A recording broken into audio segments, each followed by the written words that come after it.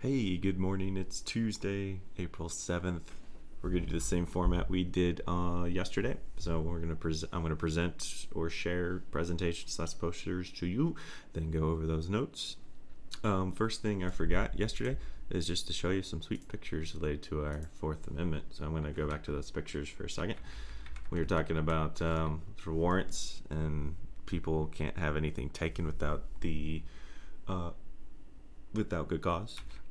Here's an example of a warrant that police have to get, and kind of like I was talking about yesterday for that amendment, police can't just get a warrant willy-nilly. They actually have to have pretty good evidence, and they have to fill in to get this given to them by a judge. So it's not like they can just go to the office, go, warrant please. No, they have to go before a judge and present evidence they have so far to get a search warrant.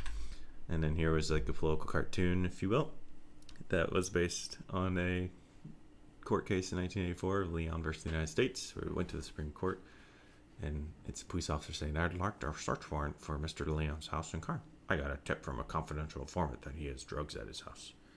And judge says, "Well, I guess there's a probable cause, Officer Rombach. Here's your search warrant." Instead of having evidence clearly proving or showing possibility that's more likely. So, all right. We're going to start with our Fifth Amendment, which is going to be Jack. He forgot audio, so I'm going to present it for him. So our Fifth Amendment, due process of law. It says that no person has to testify against him or herself in a case. This protects the rights to a grand jury, forbids double jeopardy, and protects against self-incrimination. And a court case during an Iran-Contra hearing in the 1980s, a man named Oliver North refused to testify against himself concerning if he had or had not been part of destroying documents from the case. So, our Fifth Amendment, good job, Jack, looks at those things specifically in our Fifth Amendment. Oh, it got all small. Remember, pause if you need to so that you can get notes down. So the Fifth Amendment protects people from being held for committing a crime unless they are properly accused or indicted. You may not be tried twice for the same crime, also known as double jeopardy.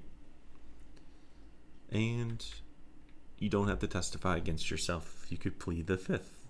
If you testify against yourself, that's known as self-incrimination. You don't have to do that. If a lawyer wants to call you onto the stand before the court to question you, you can tell your lawyer you do not want to be questioned. So you have that right. Also, double jeopardy basically means you can't be tried twice for the same crime. So if you commit the exact same crime twice and you're found innocent the first time, you cannot be charged or tried for the exact same crime again. That being said, usually they will charge you for multiple things when you're being charged for a crime. It's usually not just one thing. Here's an example. Robbery. You're charged for robbery. How do most people try and rob someone?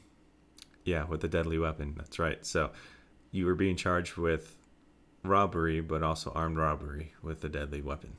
So, okay, you may have been found innocent for robbery once. Scratch that off. Now you're being charged with armed robbery with a deadly weapon. So you're still going to be charged with something. So most cases where the crime's committed, there's multiple things you're being charged for. And again, we would have saw that at the federal courthouse. Sad face. All right, going on to our Sixth Amendment, which is Carson. And Carson's going to share hers out. So next you're going to hear from Carson. Sixth Amendment, rights to a fair trial. In all criminal procedures, the accused shall enjoy the right to a speedy and public trial by an impartial jury of the state and direct wherein the crime shall have been committed, which distinct shall have been previously associated by law. What it protects.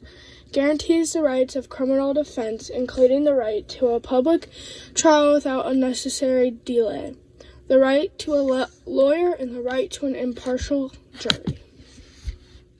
I chose the Johnson versus Zurbrust.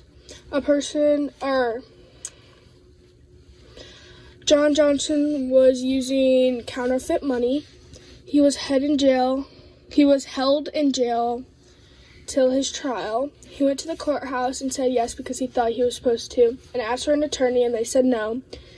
He was put in jail for 5 years. He had to fill out a right of habeas corpus, which means the judge to make sure that there's enough room for the prisoner in the prison. The Supreme Court took the case.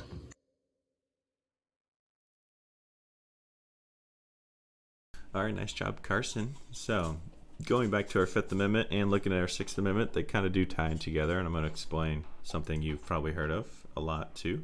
But our Sixth Amendment basically states that you have the right to a speedy criminal trial, and you can't be held in jail for over a year. So, what that basically means is two things. One, you have the right to make an appeal. So, if or not an appeal to. I just had a brain fart. But you have a right to basically take a plea deal. There we go. Where essentially you go to the judge and say, yeah, I did the crime, and you go from there. You don't have to actually have trial. You're there with your lawyer, the prosecutor, and you basically admit to the crime. There's no trial. There's no jury, all that. You can also, on the flip side, you have the right to a jury and trial. But you can't be kept in jail for 10 years and they go, yeah, we'll get your trial eventually. No, that's protected by Sixth Amendment. You have to have a trial. Also, you have the right to have an impartial jury, which basically means they don't think you're already guilty. Here's a good example. Let's say there's a trial around a police shooting. The jury cannot be someone who thinks police are all innocent, always 100%, because there's bias on that side. And also the jury cannot be people who think every single police officer is a murderer. So that both are not impartial. Those are someone who have a very strong opinion. And usually lawyers will ask you a question whether you're related to a police officer or do you dislike police officers, and that would eliminate you from being a jury member in that trial. Also, the accused can confront their witnesses. More importantly, not fight them, but they can know who their witnesses are. That's Lucy. Shh. And the accused must be allowed to have a lawyer. So those are all things protected under the Sixth Amendment. That being said, going back to the Fifth Amendment too, Miranda rights. There was a trial, Miranda versus the state of Arizona. And the reason why we have Miranda rights the police give you today, which if you don't remember or know what those are, Miranda rights are more or less along the lines of you have the right to remain silent. Anything you say will and can be used you against a court of law. You have the right to an attorney. If you can't afford an attorney, the state would appoint one for you. And then there's some other part, but I can't think of it. So basically, those things are here protected under the Fifth and Sixth Amendment, which basically, when a police officer pulls someone over, they're just trying to assess the situation of what's going on. So once they are starting to arrest somebody, that's when they will then read them their Miranda rights, because at that point, anything they do, try to attack a police officer, escape, anything they say can and will be used and documented for their case in law.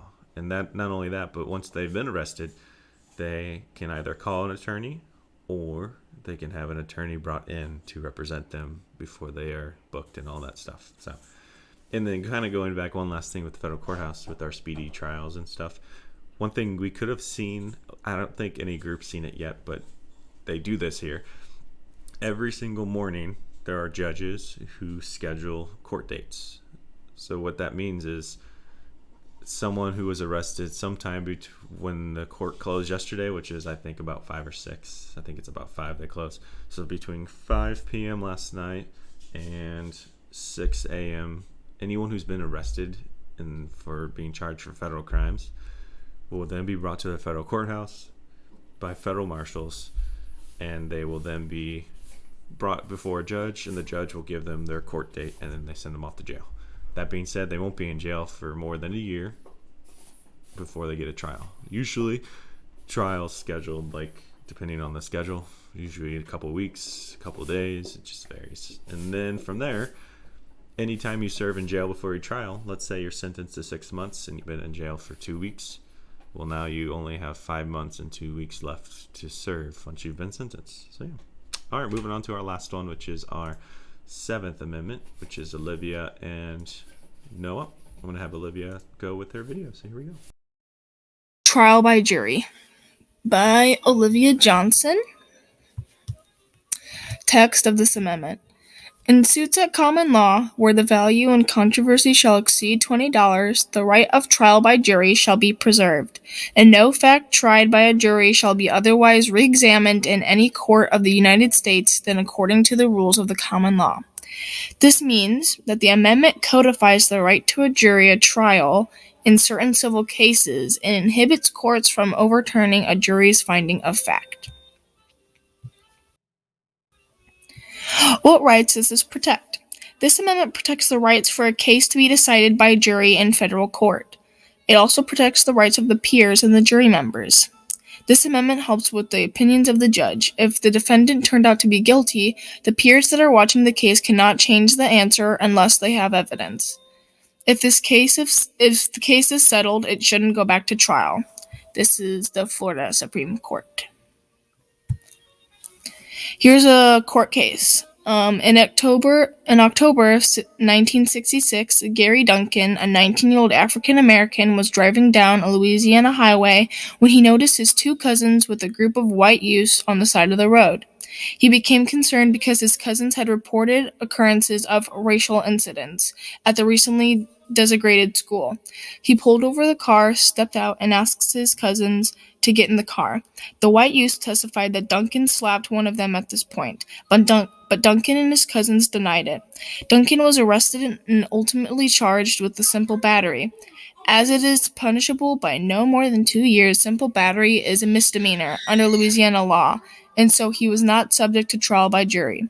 Duncan was convicted and received a 60-day prison sentence and a fine of $150. He appealed on the grounds that the state had violated the 6th and 14th Amendments guaranteeing his right to jury by trial.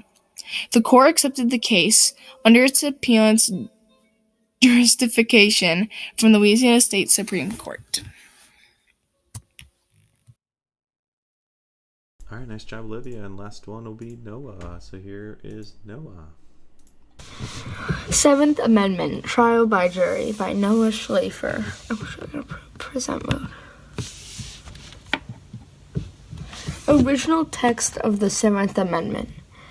In suits at common law, where the value in controversy shall exceed $20, the right of trial by jury shall be preserved, and no fact tried by a jury shall be otherwise re-examined in any court of the United States than according to the rules of the common law.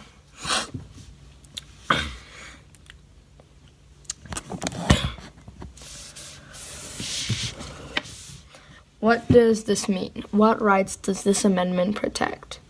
The 7th Amendment says if people disagree or are being unfairly charged, that they have the right to go to court and have a jury decide the terms of punishment and other things. This amendment protects a civilian's rights to go to court and have a case settled in a just way. I got a horse in my throat. Supreme Court case involving the 7th Amendment. Feltner v. Columbia Pictures Television in 1998 was a case in which the Supreme Court of the United States ruled that if there is to be an award of statutory damages in a copyright infringement case, then the opposing party has the right to demand trial by jury. And then there was this whole thing where Feltner they said he couldn't do trial by jury, but then after review of the 7th Amendment, he was able to, but then he lost. And yeah, Columbia won. This picture is describing how the 7th Amendment allowed Feltner trial by jury. That does not make sense, but okay. Feltner was sued for... I'm reading the picture, by the way, if that doesn't show up. Feltner was sued for $20,000 per episode, which adds up to $80,000. Feltner was denied a trial by jury. After a review of the 7th Amendment, Feltner was granted a jury. Oh, that's the end.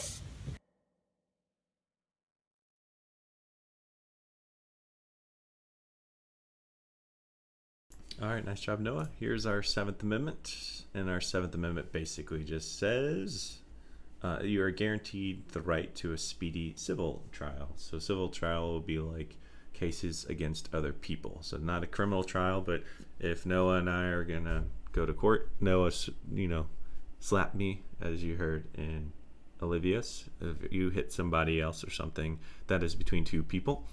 So that would be a civil trial, for example. So civil trial differs from a criminal trial in the following ways.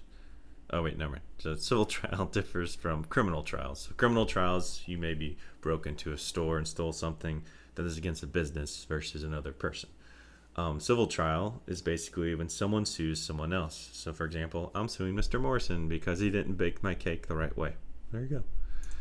And a criminal trial is whenever a state tries to convict a person of a crime. So for example, if the state of Missouri is charging me for running through 20 stop signs, I'm the serial stop sign destroyer, that would be the state of Missouri charging me. So Amendment 6 is focusing on criminal trials, whereas this amendment is focusing on civil trials. I think that's all I got on this one. Yeah, it is. Okay. So your Seventh Amendment, I think the key defining feature of it was that anything over $20 would be open to have a trial by jury in a civil case. So for example, if it's a smaller dollar amount, those just go to what they call the Court of Appeals, where Noah and I settle it in a very small court.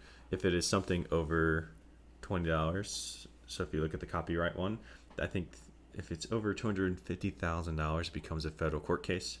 So the one Noah was talking about there was a federal court case because it was a copyright infringement. So, all right, that's all I got for you today. I'm thinking of changing some plans. I was gonna do that live stream today. I'm kind of debating. Maybe we'll just do one, make it optional today.